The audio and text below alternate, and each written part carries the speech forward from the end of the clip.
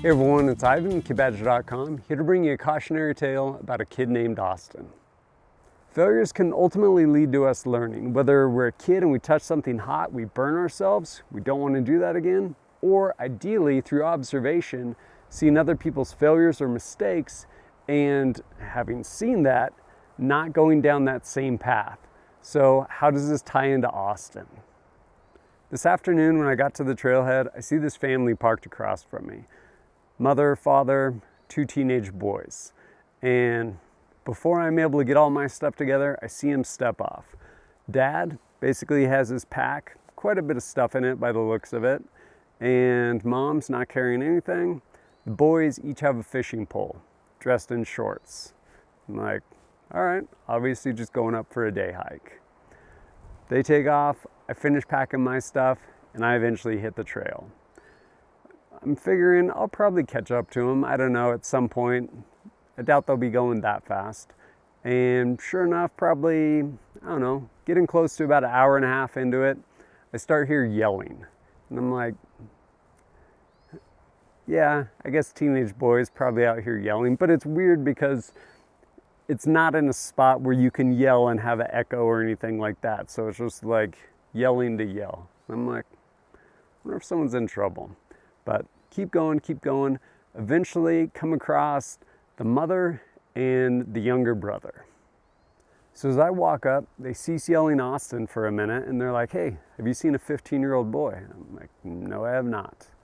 And keep in mind where we are. We're basically in this kind of shaded valley at this point. And while over at the parking lot, most all the snow is melted, we're basically down, and in the shaded parts, there's probably like 6 feet of snow. And there's all kinds of these like snow-covered death traps. I forget the real name for them.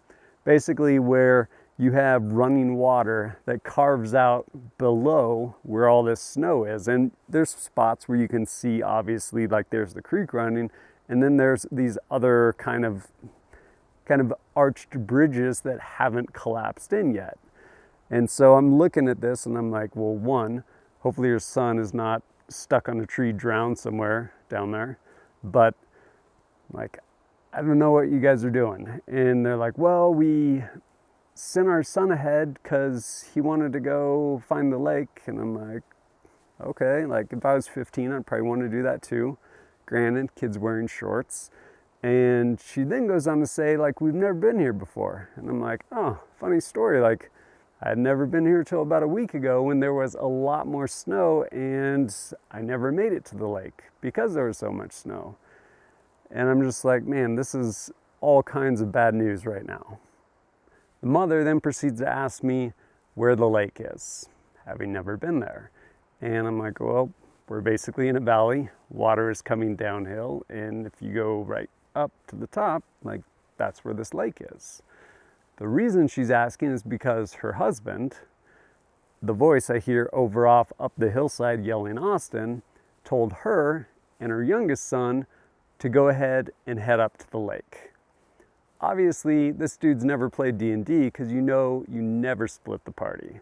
So you had 4 people, one already got lost and separated, and now you're separating those last 3 people into essentially these 2 little groups. Probably not the wisest decision. And on top of all this, like, I don't know if maybe the dad's armed, maybe the mom's armed, who knows? I mean, ultimately, we're out here in like bear, mountain lion, wolf country. You sent your 15-year-old kid ahead. Like, what's he gonna do? Like, send aggressive Snapchats? Don't have cell service, bro. Obviously, I would like to help, but standing there yelling this kid's name when it's really loud because you have this torrent of water coming down the hillside, probably not the best way I can use my time and energy. So I'm like, okay, if you want to get to the lake, I suggest you stay on this side of this pretty significant stream coming down. Eventually you'll get up to the lake. I'm gonna go ahead and cross. I'm gonna make my way up to the lake. If I come across your son, I will make sure I let him know that ultimately you guys are heading back up to the lake and he'll be up there. So Get across, start heading up. Eventually, hear their voices fade away, finally get out of earshot, make it up to the lake. Been up here for a couple hours now, haven't seen Austin, haven't seen the rest of the family. Best case scenario, they probably found them, and they're probably driving back, a very quiet, uncomfortable car ride back home, never having got up here. Back to the idea of failures, turning those into learning points. What can we pull from this? There's a lot of failures along the way. Starting off, you have one person carrying all the gear. Two boys, teenagers, I think 13 and 15, shorts, t-shirts. Granted, fairly warm, at least down at the parking lot, like at the pass, but as soon as you start heading up, like getting into snow line, and in fairness, my oldest son, 8, I have a hard time getting him to wear shorts even when there's snow on the ground. But I don't know, maybe dad had everything in the pack. Maybe he had all the warming layers. Maybe he had rain gear. Or maybe he just had snacks and didn't have anything. Nothing for any type of contingency. But depending on where you are, to include the Pacific Northwest, the weather changes in a heartbeat. It can get really bad really fast. So if you are going somewhere, probably want to have the proper gear for it. To that end, one person having everything with them and no one else carrying anything, to include even water bottles, that's a huge failure point right there. Everyone needs to at least have just some of these bare essentials, like maybe a water bottle, maybe a backpack with some snacks in it. Who knows? But to put all your eggs in one basket, that's absolutely a failure point. Also, no one had ever been here before. Don't get me wrong, I'm all about exploring places. I've never been here until today. Place is really cool, but I also brought a bunch of stuff that I knew I would need, or that maybe I would need, hopefully wouldn't, to include a topographical map, so I know where I'm actually going. And if you're going somewhere that you've never been before, whether you have kids with you or it's all adults, you might not want to be like, you know what, we'll just meet you up at the top. See you up there. Especially if you're going somewhere where the trail's completely obliterated by snowfall.